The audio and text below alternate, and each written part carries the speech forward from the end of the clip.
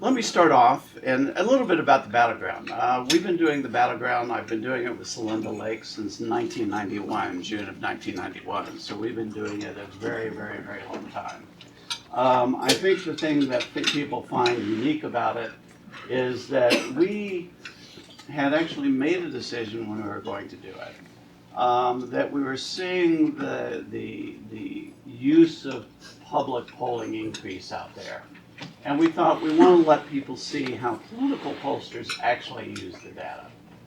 And so one of the key things we decided was that we would do a separate Republican and Democrat strategic analysis, because there's always good news and bad news for everyone in every poll.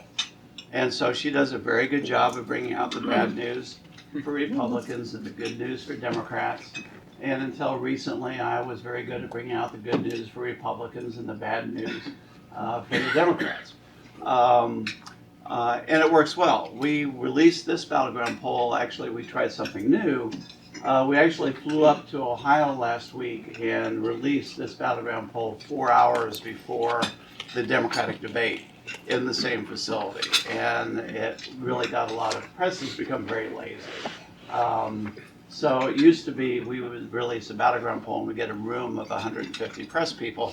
Now they all call and say, well, can I have your analysis and talk to you about it afterwards? They're not going to get up at 8 o'clock in the morning and come to a polling briefing.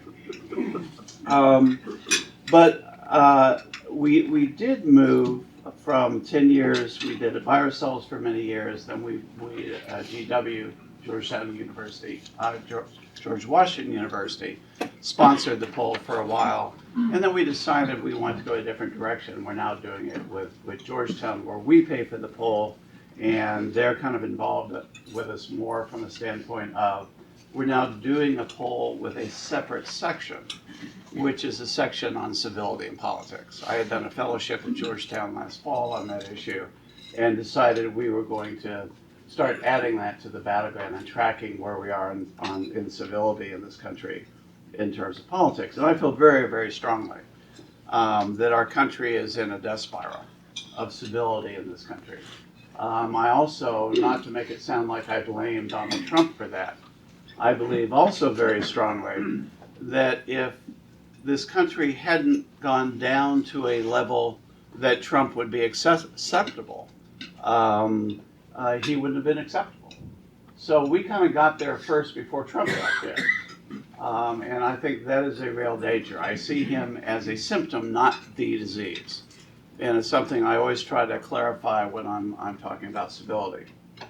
Now, let me jump in on the poll, and I'm going to give you some pluses and minuses, but I want you to kind of, I'm going to save much of this for questions at the end, because that's where the best stuff comes out. First of all, let me mention the first big surprise we saw in the battleground poll. And I'll go back a little bit to 2018, something that was kind of a misread of what happened in the 2018 campaign. Normally, and this is one of the things we always kind of laugh with each other about, Celinda and I, about the public polls, is because the public polls started about 2012, starting to pull samples based on who they thought the electorate would be. As opposed to pulling samples, anyone that says they're definitely not voting, we take them out of the equation when we're doing the interview. But that's only about 6% of the people. And then we interview everybody else. And what we've developed over the years that, quite frankly, we use in every one of our campaigns is a model that we look at intensity to vote, intensity for the candidates, age and education, the two key determinants on turnout in an election. And so everyone we interview has a score. And so I then go to my IT guy and say, okay, I want to look at 100% of the data, which is really representing about 93% of the voters out there. And the data, he breaks out the 60, 50, 60, 70, 80% that are most likely to vote. And I'm looking at all those models. Because what you want to know is not what's the turnout going to be. you want to see where does the data break according to different levels. Is a high turnout a much different response on the ballot than a medium turnout than a low turnout? And we use that in every one of our campaigns.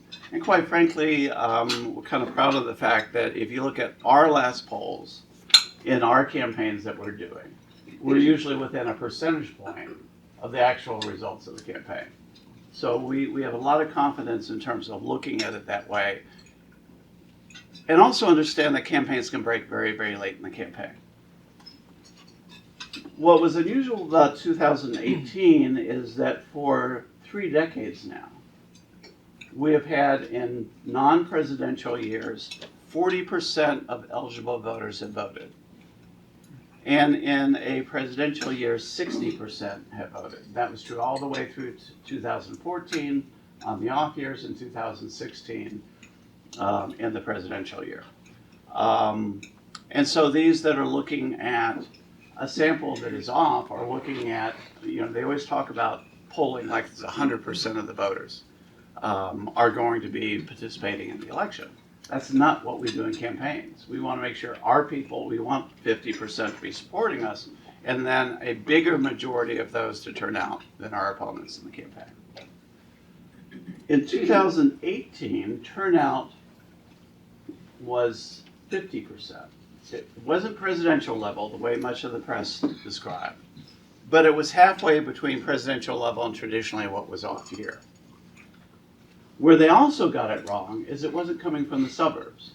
Look, the bottom line with us in the suburbs is that the Democrats, all they had to have with what was happening with the white female vote in terms of moving away from the Republican Party, all they had to have in the suburbs was enough districts that if they ran the table, they were going to win control of Congress. And that's exactly what they had, is enough districts.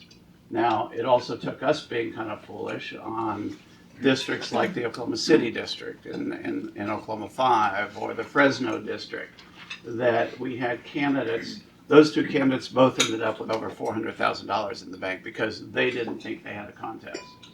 And it's like, okay, who are you listening to? Are you listening to the promotion of the House leadership that we were going to keep control?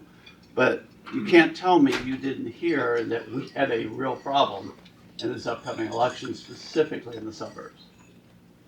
Now, I believe part of the problem, quite frankly, and it's where I say the Democrats will have some problem in the future, is that part of the problem in many of those districts is that they were conservative, but moderate conservative, if you will, Republicans, not crazy conservative like much of the Tea Party was, that began in 2012, 2014, and 2016, moving to the right because they were concerned about a primary and the Tea Party, as opposed to being concerned about winning that district.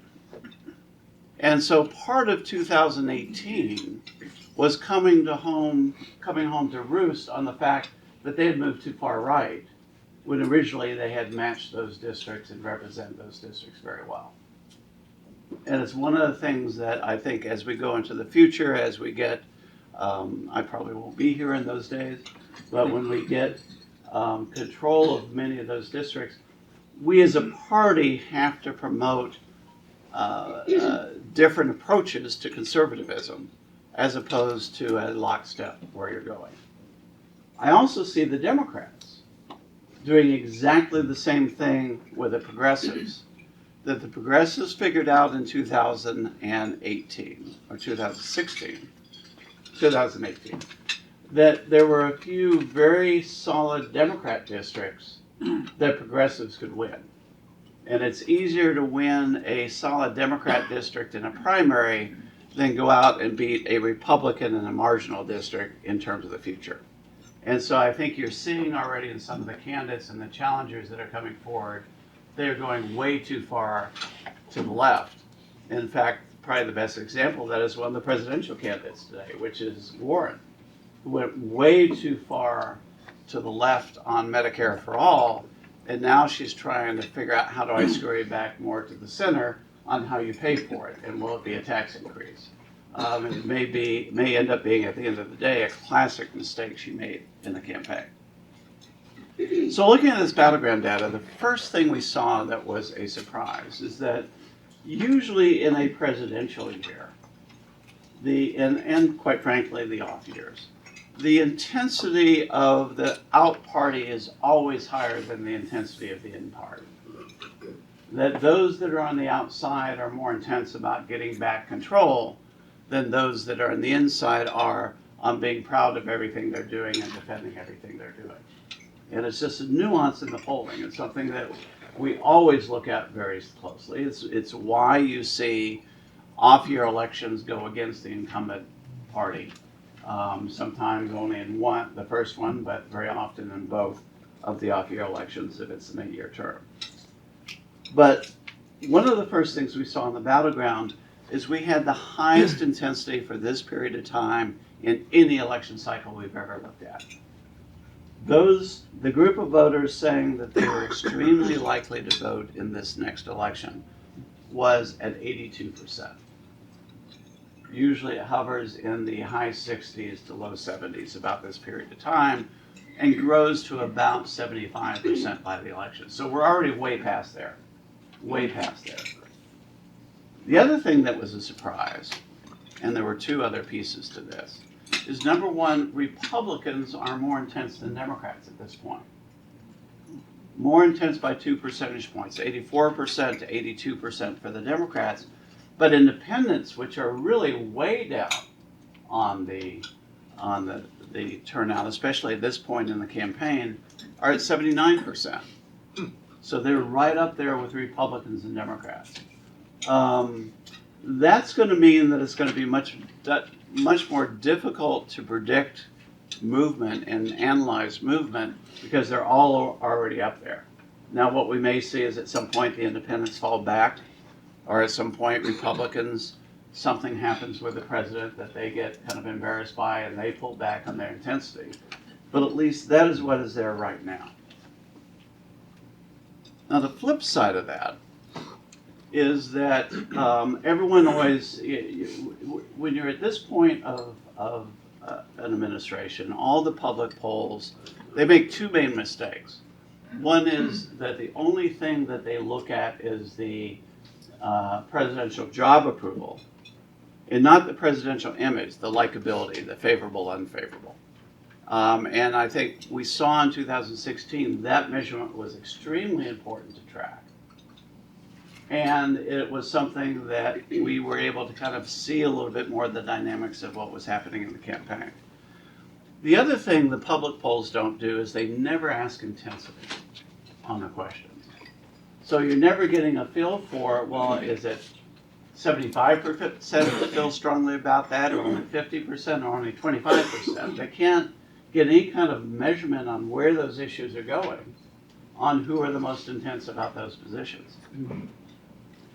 And a good example is Trump, and we've seen this now for the entire 3 years that he's been in office, is that, first of all, the big thing that we saw in 2016 is that a presidential nominee for either party, that never before in an election did the nominee for either party have over a 50% unfavorable rating.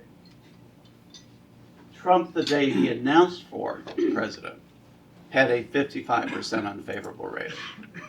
The day he was elected, had a 55% unfavorable rating. The day he was sworn in, had a 55% unfavorable rating. And through the entire 3 years we've been tracking, he has had a 54.5 to, in this survey, we had him at 56% unfavorable. But what was also different in 2016 is both candidates were over 50% unfavorable. And not only were both candidates over 50% unfavorable, both candidates were over 50% strongly unfavorable. I mean, usually what you have in a presidential year is about 70% of the electorate, the more partisans, that are favorable towards one candidate, unfavorable towards the other. and usually fairly evenly split Democrat and Republican, about 35%. In 2016, 37% were favorable towards Hillary, and 33% were favorable towards Trump. So again, almost that even split. Then what you have is usually about 2 or 3% who dislike both candidates. They're your cynics. Usually they end up not voting in the election. And by the way, one of the things I've become to believe stronger and stronger and stronger through the years is as much as we talk about cynical voters, and the press loves cynical voters, I've never understood why they love writing the articles about distrust of the federal government, when in fact that's what our country was based on, was the principle of never trust the federal government. That was a good thing, not a bad thing. But they love to promote that as a key story and have really stirred that pot over the years.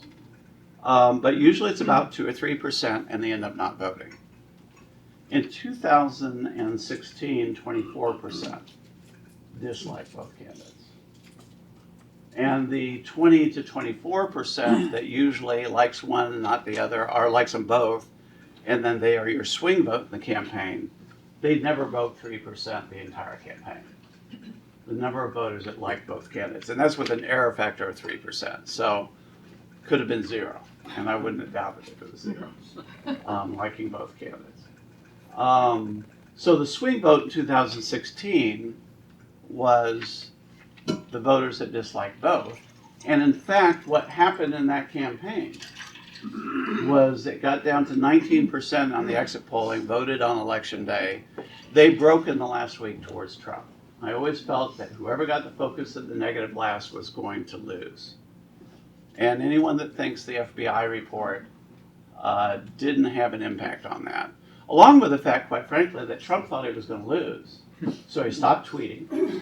He stopped saying crazy things in the rallies that got covered in the press that night. And so he got quiet at just the right time for the focus to go to Hillary. The other thing that helped him, quite frankly, was the fact that in the key states he had to win to get the Electoral College, Florida, Ohio, Pennsylvania, Wisconsin, North Carolina, all of those states had a senator running for re-election that put together a real ground game, because the Trump campaign was not, to capitalize on the turnout that was there. So looking at that becomes very important, and looking at the fact kind of predicts what has to happen in the next election. The fact that Trump has to run a campaign. His unfavorables are not going to drop below 50%. So that means he has to run a campaign that whoever the nominee running against him is, he has to drive their negative over 50%.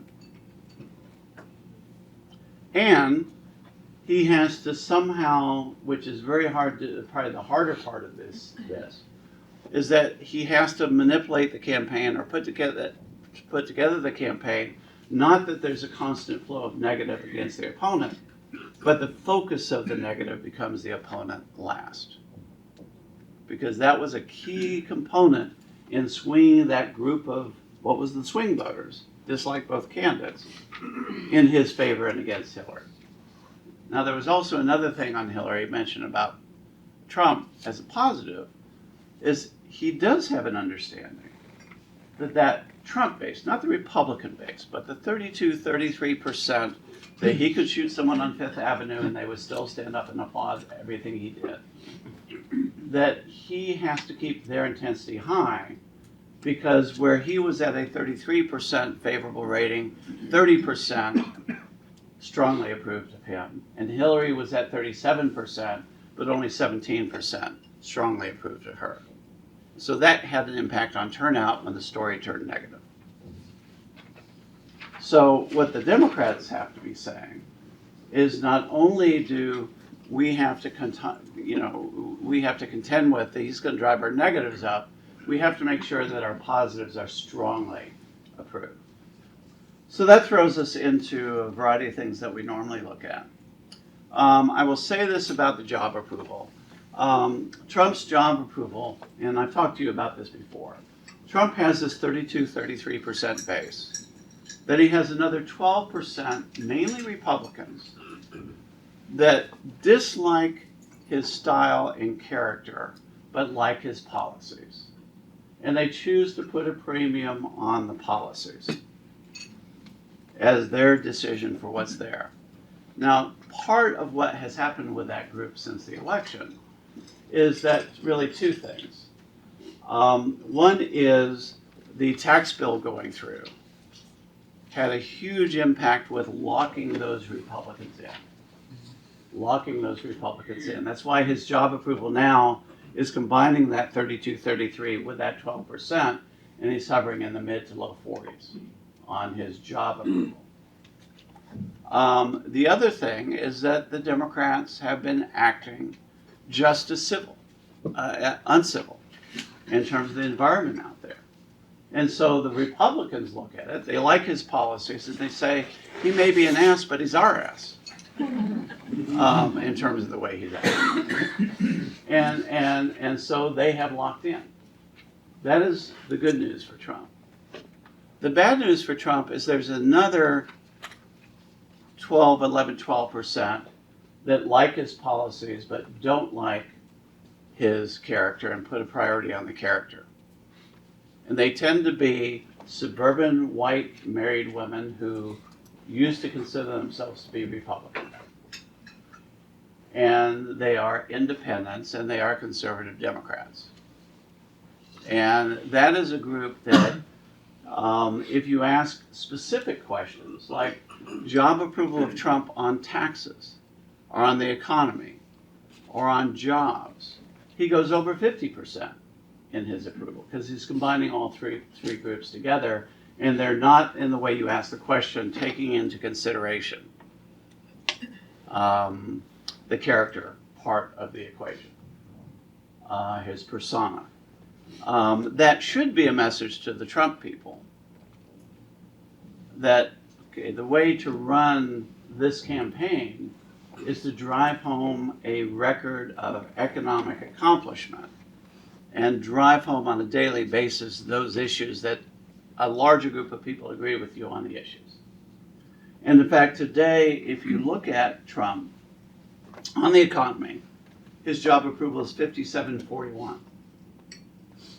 On jobs, it's 56-40. And by the way, up until Trump, if you asked an economic question, the Democrats always, if you asked an economics question, the Republicans always did well, but if you asked about jobs, the Democrats always did well. We've for 30 years, we've been dealing with how do we get our guys to talk jobs, and not just economic consequences. On taxes, his job approval is actually upside down by 49% disapprove, 46% approve. I'm sorry, 47-49, so it's upside down by 2 points. My concern on that and in dealing with my candidates is, number one, anyone that tracked the process, the tax bill that went through was more, Ralph and I worked on this a lot, the tax bill was more the Speaker's bill than Trump's bill. Trump sold it, but he wasn't the driving force of a lot of what was in it. And one of the key things that was in this tax bill, I don't know, I may say something you don't agree with, but I was very excited that we finally did something as Republicans to make it not only beneficial to big business, but to make it beneficial to small business. And quite frankly, so many of our broader group of voters in the Republican Party are not owners of big business, they're owners or employees of small business across the country. And that's what we should be selling on the tax bill, is what we did for middle class, small business in this country. Not allow the Democrats to define it as we came in again and gave everything to big business, which Warren and others are trying to do.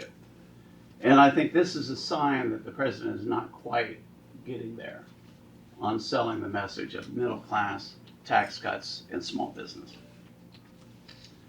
Couple of areas that, if you look at him with immigration, his job approval is 43 to 55, upside down, unfavorable. Healthcare, 39 to 57. Education, he is upside down 42-56. One of the big concerns, foreign affairs, which is always a strength. National defense and foreign affairs, always a strength for us. He is upside down by 42-56. Disapprove. And we were in the field 2 weeks ago. So everything that's happened in the last week with the Kurds, I'm sure, is only going to drive those numbers down deeper. So that's when you look at his job approval on the issues. I'm going to come back in a second on where the parties are. We've been segmenting, and the reason why I know about these different groups and how they are. We have a question we ask that we place voters in one of three positions. That you think what Trump says and does and how he does it is insulting and wrong. 52% of the country now believes that. 52% insulting and wrong. It's the first time we've actually inched up over 50%. Usually it's down in the high 40s. Bothers me, but he speaks out on important issues. 17% of the country. That is about 3 or 4 points lower than what it was. So you've seen kind of says what's right, even though they don't like the way he feels, has actually shrunk and moved to they just think he's wrong all the time. They don't like the way he acts. Has the right approach and talks about the right things, 29%. So that 33% has shrunk a little bit in terms of the Trump base. But we then use that to kind of then start segmenting the voters and looking at different things. Now let me mention two different groups that I think we have to watch very, very closely. One is white married women. I've always disagreed with Linda Duvall, who I think did all your polling, Jim, that they always focus on the gender gap. And I've never kind of understood, why do you talk about women when, like, they're a monolithic group, when in fact, if I did that, you'd call me a chauvinist. But why do you in all your analysis talk about the gender gap, women versus men, when we know that women are not a monolithic group? And in fact, what I've always seen in terms of the gender gap is it is much more a racial gap and a merit gap than it is a gender gap. I mean, if you are an African American woman, I mean, we'd have to pay people in our surveys to say they're for Trump. Because they're certainly not going to say that they are. Sorry, I hate to generalize.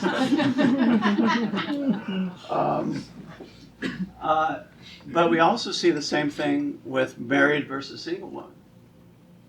And so in most campaigns, most winning campaigns, we are winning white married women by about 20 points. We're winning white women by about 7 or 8 points, because white married women are such a large part of that, they more than offset white single women in how they're voting. Today we are down on the generic ballot with white women by 8 points. It's the worst I've ever seen in 30 years of looking at polling, and another 10 years before that, 15 years before that of looking at politics. It makes the Reagan years look like Piker years in terms of that gender gap with those women. And white women overall were down by 12 points. So we really have a lot that we have to do.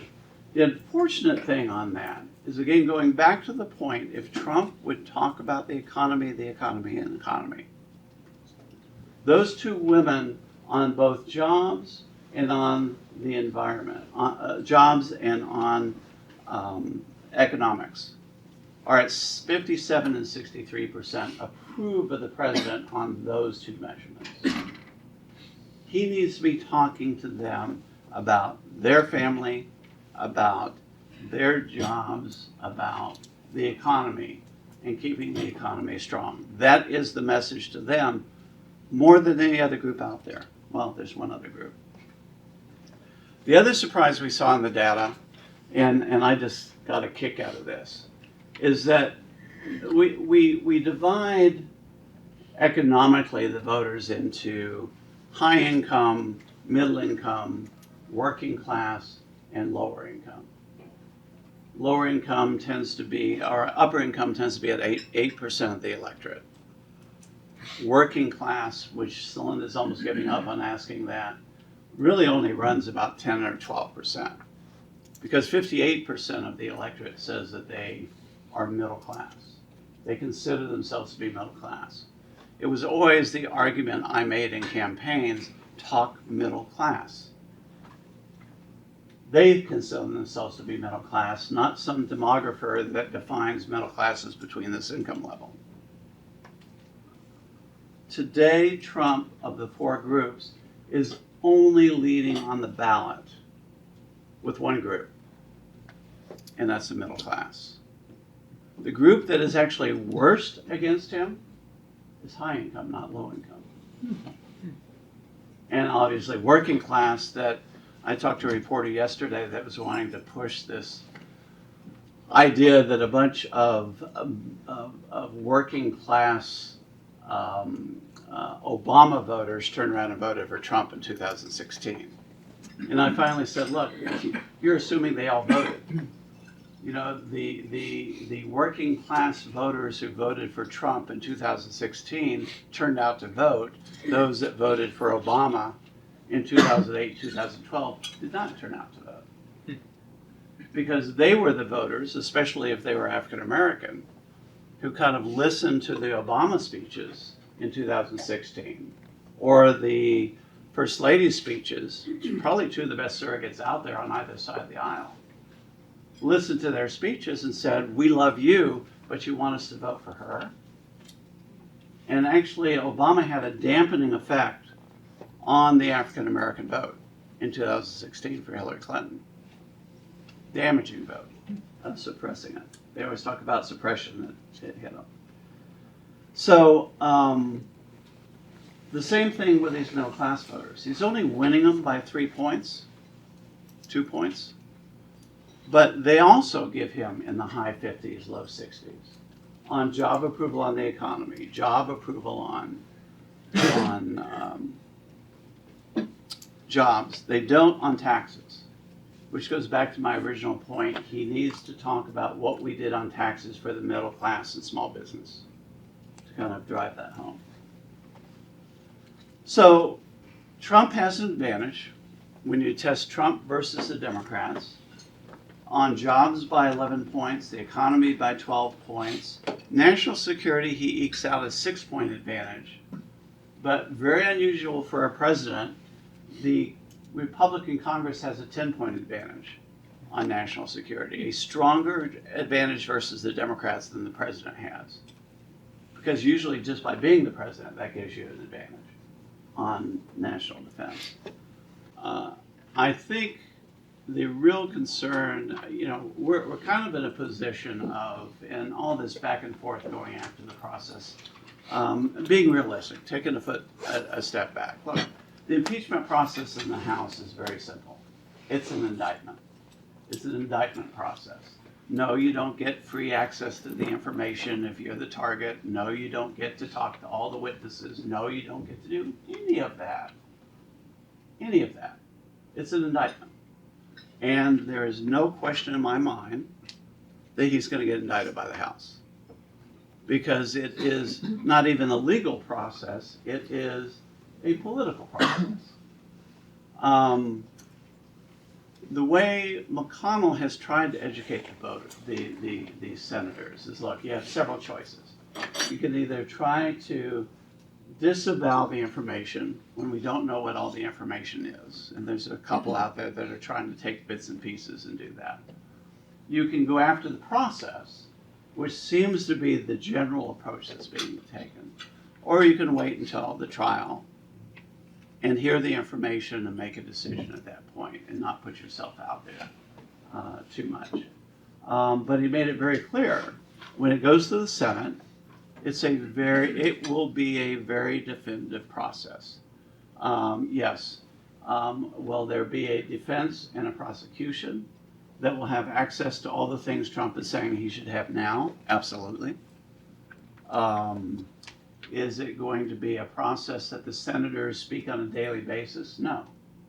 A couple of questions. You talked a little about Warren and Biden, but I'd love to get your thought on handicapping that and what either a Trump-Biden or Trump-Warren or any other option might do to all those states that you said are purple or even blue. I know you've worked in the Senate candidates from Colorado and Iowa. What does the presidential election, given the choice between Trump and one of those candidates, look? And how are you counseling Senate candidates that you work with on how to position themselves? Well, I mean, I'll be honest with you. The hard part is that there is a real tough tightrope they're walking out there. Because if the president does something that they disagree with, I think a lot of the members struggled with the budget bill that went through, that they just weren't there. They thought it was way too far in terms of spending it, and they weren't there. But you find yourself in the position that Trump base, if you say anything counter to the president, they turn on you immediately. But then if you don't, then the independents then say, well, why aren't you standing up for what you really believe and doing what you really believe? And it becomes a very tough thing to kind of negotiate through. I think that's particularly tough in Iowa. I think we have all kinds of chances to maybe pick up the Senate seat in New Hampshire, not with Corey, but with one of the other candidates that are in the race. Because both of those states have a very large, because of what's happened over the years, a very large base of independent voters that you can swing in your direction. But they're going to be swinging based on what's happening presidentially. And so that makes it tough. I mean, right now in Iowa, the independents have turned on Trump, but they haven't turned on Grassley or on Joni Ernst. And so you're constantly, how do we keep that kind of propped up without doing something that then the Trump base sits on their hands for it? So it's going to be a very complicated process to navigate. Let me talk about incivility for a second. One of the things I have become a very deep believer of, and I'm seeing in the data out there, is that cynical voters, while often they're portrayed as this is government not doing the right thing, I think cynical voters are the most dangerous voters to our democracy that you can find. Because cynical voters are the most susceptible to being manipulated by demagogues, whether they be a demagogue as a candidate, demagoguery of the party, or demagoguery in the media. And one of the things you're seeing out there today, and it's been increasing but fairly new, is that people are now taking the 3 cable networks and they're only listening to the one that they think tell them what they already believe. If they either watch Fox or MSNBC or CNN, which used to have watchers that maybe were CNN but also watched the other 2, they're all now exclusively going down those 3 silos. And so, basically what I say is that you watch any of the 3 networks today, the cable networks, after 8 o'clock at night, it's a waste of your time. It is just pure demagoguery at all 3 of them. Just pure and simple. It has nothing to do with news. If you want reinforcement of your beliefs, then you know where to go. But I do believe if we're ever going to turn around this kind of death spiral I see us in of incivility, that it's going to take a group of people at some point that police their own. Republicans policing Republicans, Democrats policing Democrats, And I would say it has to have that third component part, which is media policing the media. And I don't know that it will be organic or the hole just gets so deep we finally panic and they step forward. But the one thing I would suggest is those out there that you see trying to, for no other reason but pull us out of this instability, speaking out against their own, be supportive, because that's really the answer in the future. It is too easy in today's politics to say, I'm doing this because they're doing that. And until we get out of that, at least with a group of people speaking sanely about where we're going, we're not going to pull out of where we are.